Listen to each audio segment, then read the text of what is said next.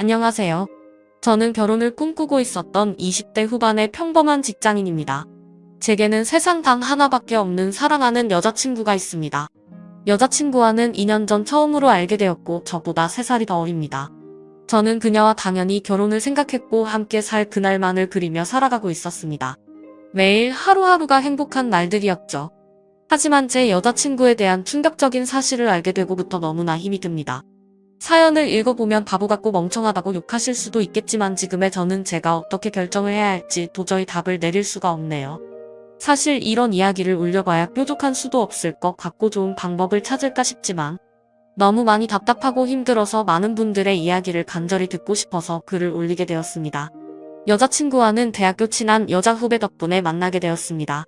어느 날 후배와 술을 마시고 있었고 한참 이야기를 하던 도중에 갑자기 저보고 연애는 하지 않냐고 묻더라고요.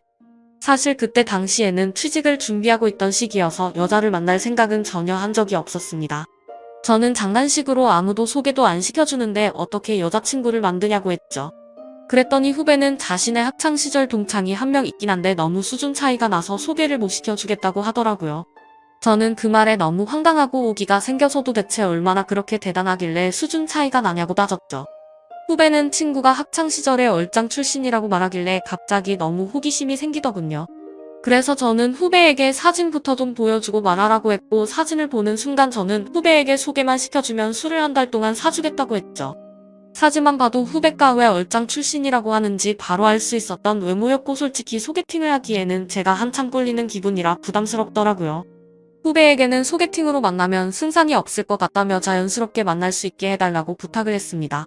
그러자 후배는 소개녀와 단둘이 만나자고 약속을 잡을 테니까 저는 친구들과 놀다가 자연스럽게 합류를 하자고 했습니다. 그리고는 미리 친구들에게 말해서 저를 지켜 세워주자는 작전을 짜게 되었죠. 약속 당일날 저는 친구들과 일찍부터 만나서 술을 마시고 있었습니다. 약속 시간이 다가오자 후배는 그 소개녀와 만나 코커피숍에서 얘기를 좀 하다가 자연스럽게 데리고 온다고 문자가 왔습니다.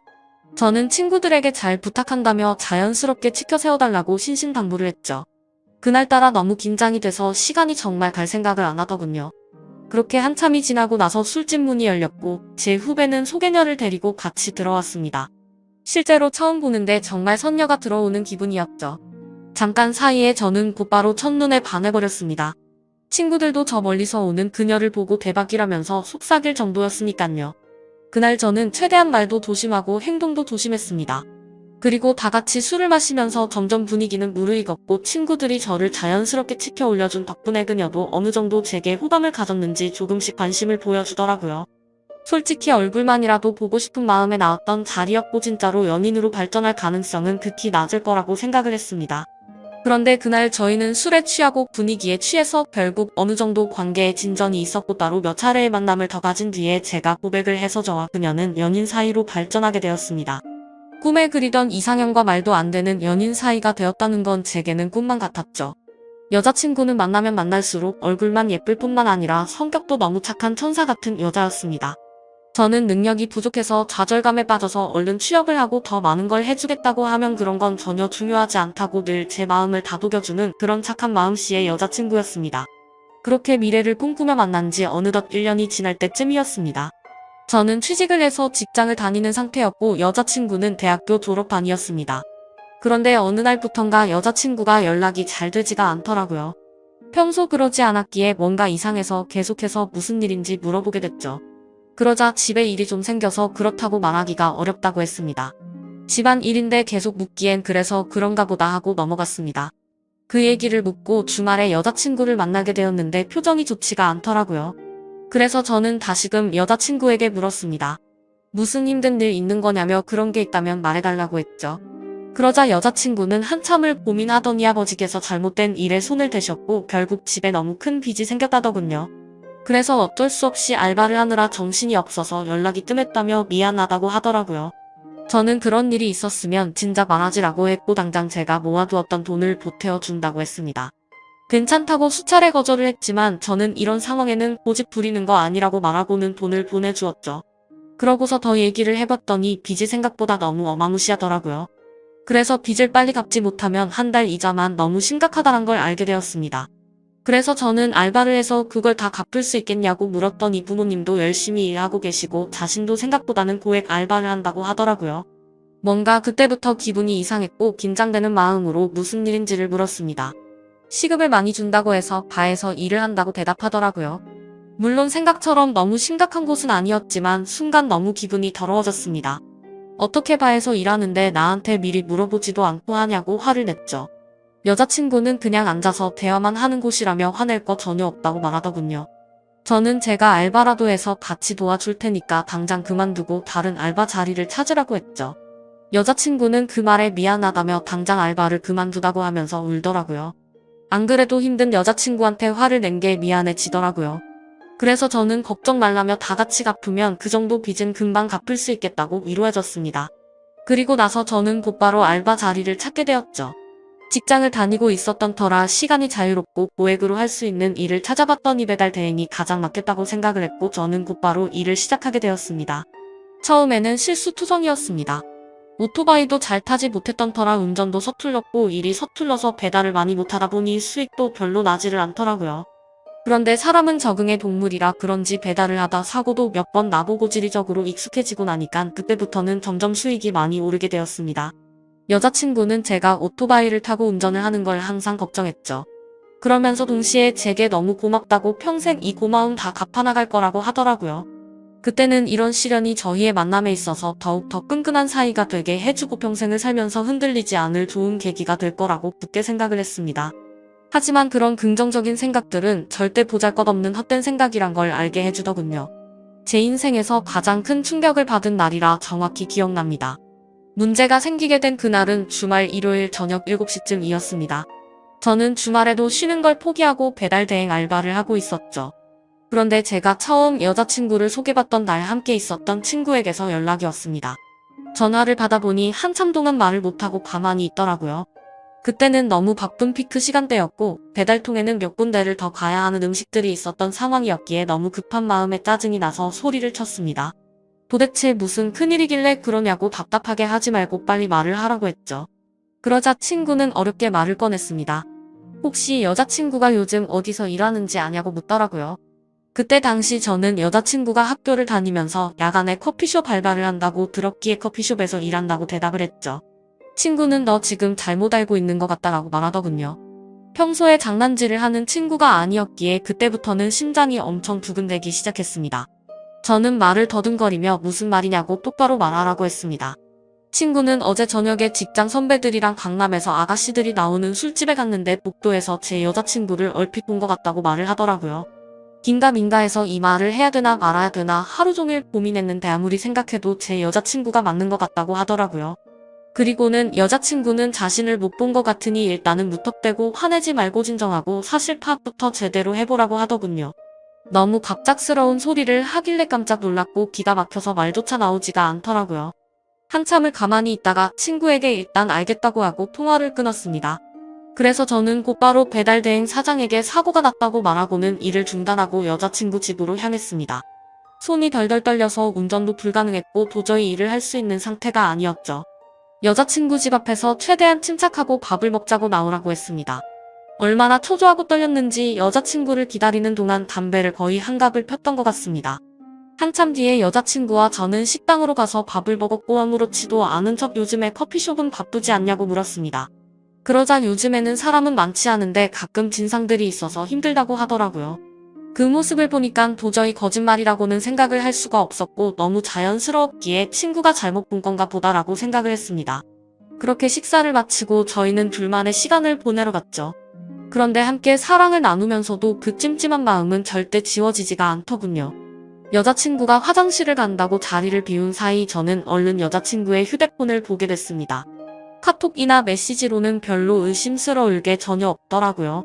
그런데 은행에서 온 메시지를 무심코 눌러보게 되었는데 정말 깜짝 놀랐습니다. 돈이 없다던 여자친구의 통장에는 잔액이 1,000만 원이 훨씬 넘는 돈이 찍혀 있더라고요. 그래서 이게 도대체 무슨 돈이지 싶어서 메시지를 올려보니 며칠 전 날짜로 어떤 처음 보는 이름으로 1,000만 원이 입금되어 있더라고요. 그리고 더 올려다 보니 여자친구의 가족분에게 다시 보낸 건지 1,000만 원을 출금을 했더라고요. 그래서 이게 도대체 뭐지 싶어서 계속해서 올려봤습니다. 근데 매월 1일에 똑같은 이름으로 꼬박꼬박 1,000만 원이 입금되었더라고요. 어림잡아 봐도 1년 가까이 받아왔으니까 1억이 훨씬 넘는 돈이었습니다. 곧바로 이건 뭔가 심각하게 잘못 돌아가고 있구나라고 깨달았습니다. 여자친구가 화장실에서 나오자마자 저는 화를 내면서 이 돈 뭐냐며 휴대폰을 들이댔습니다. 그러자 깜짝 놀라며 휴대폰을 뺏어가더라고요. 저는 정신이 나간 상태로 나지막이 말했습니다. 지금부터 나한테 거짓말 할 생각 하지 말고 모든 사실을 말하라고 했죠. 여자친구는 지금까지 있었던 일들에 대해서 말했습니다. 사실은 바에서 알게 된 사장님이 있는데 그냥 주말마다 만나서 밥만 먹어주면 용돈 개념으로 돈을 보내준다고 해서 이 일을 시작했다고 하더군요.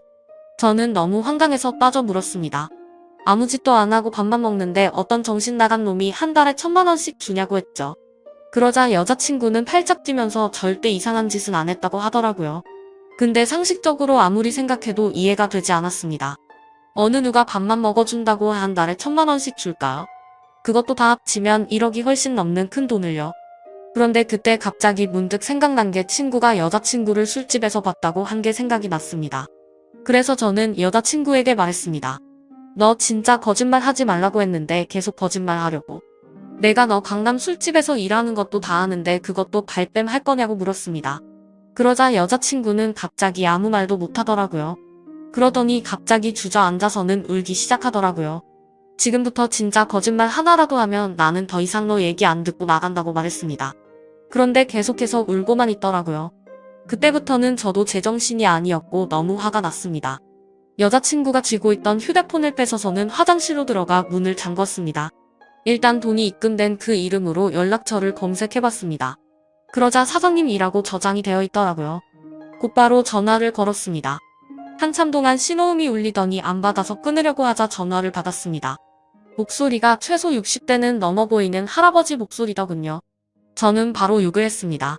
내가 이 전화기 주인 남자친구인데 너 뭐냐고 하니까 젊은이 말버릇이 그게 뭐냐고 이딴 식으로 말하더라고요. 그래서 너 손녀뻘 데리고 무슨 짓거리 했냐고 소리를 질렀습니다. 그러자 돈 주고 하는 짓 뻔하지 뭘 그딴 걸 묻냐면서 욕을 하고는 끊어버리더군요. 정말 그 말을 듣는 순간 머리가 너무 어지러웠습니다. 여자친구는 밖에서 문을 계속 두드리면서 울어대고 너무 믿었던 여자친구에게 배신을 당한 기분에 저도 모르게 눈물이 흐르더라고요. 그렇게 서로가 화장실 문을 사이에 두고 1시간 동안 아무 말 없이 있었습니다. 제가 먼저 말을 꺼냈습니다.